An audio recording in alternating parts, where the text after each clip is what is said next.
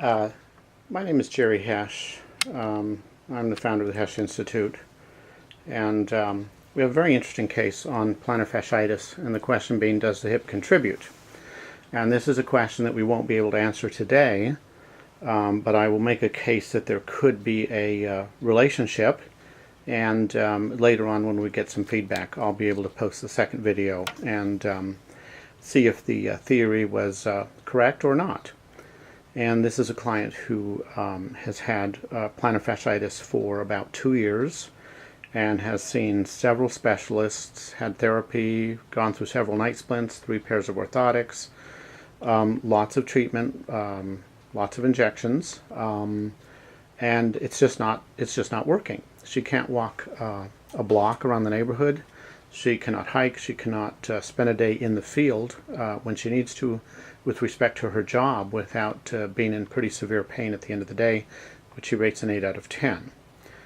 And we had a lengthy conversation about general medical issues, concerns about osteoporosis, and concern about other medical issues that belong in the domain of her her own medical doctor, and we'll pose some of those questions because some of this could be an early sign of other physiological issues, and they are outside of my scope of practice, but nonetheless I need to pose the questions.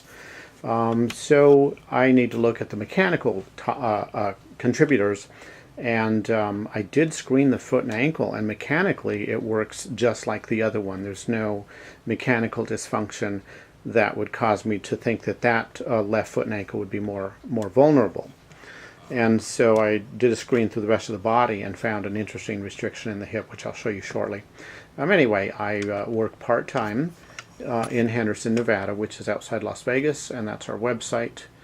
And I'm going to show you a finding in her hip that I think may affect her gait pattern and may affect the way that she weight bears throughout the lower extremities and the feet and the heels.